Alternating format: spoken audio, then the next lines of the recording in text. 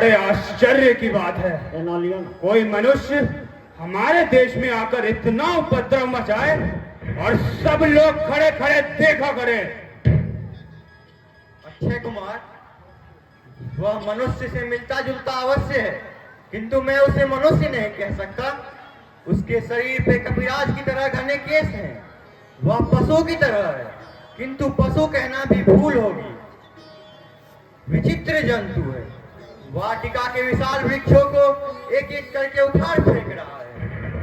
बंदर की तरह एक शाखा से दूसरे शाखा बड़े प्रेम से उचकता है। महादेव की कृपा से हमारी सेना के वीर बड़ी बहादुरी से पीछे हट गए।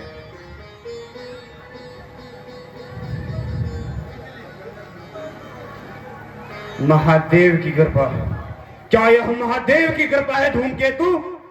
वह मनुष्य लंका के महानाश का बीज बो रहा है। पिताजी ने उसके लिए क्या आदेश दिए हैं? पिताजी तो स्वयं आश्चर्य कर रहे हैं कि लंका की चतुर्दिक विशाल जलराशि को पार करके वह जंतु यहाँ आया कैसे। वह ना पूरा मनुष्य है ना पूरा पशु, परमात्मा की कारीगरी का एक विचित्र नमूना है। एक बात और, वह हमारी भाषा को समझता है, उसमें बातें भी करता है। आश्चर्य है। मैं उससे मिलूंगा, उसको बंदी बनाकर लंका के अजायब घर में रखूंगा। महादेव की कृपा से।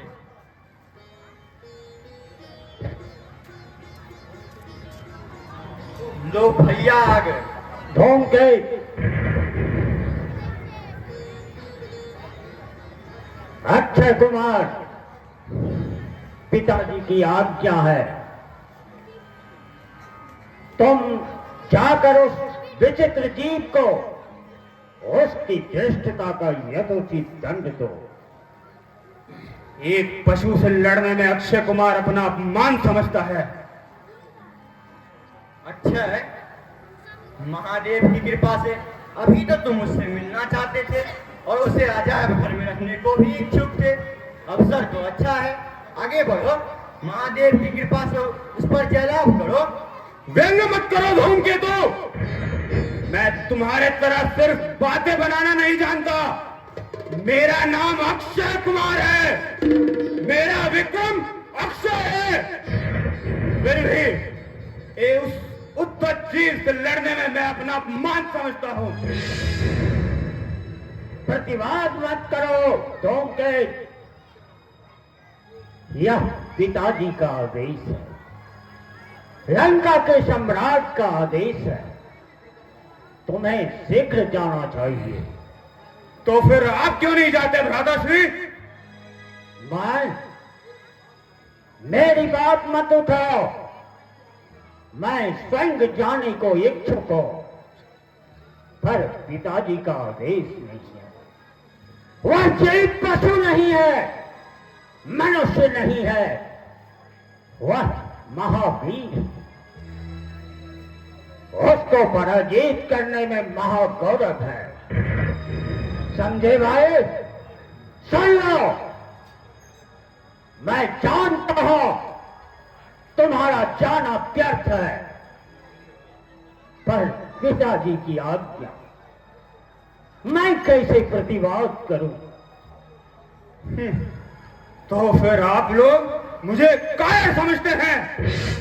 मैं अभी जाकर उस पशु को बंदी बनाकर आपके सामने प्रस्तुत करता हूं। आज्ञा दे। भैया, क्या आप मुझे बता सकते हैं पिताजी आजकल घंटों बैठकर क्या सोचा करते हैं?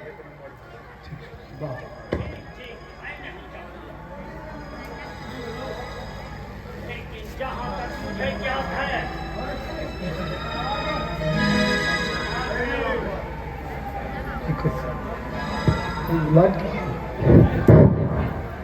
लेकिन जहां तक मुझे ज्ञात है, वहां तक यही पता लगा है कि वे सीता के विषय में सोचा करते हैं। सीता के पति राम पर उन्हें आक्रोश है। कारण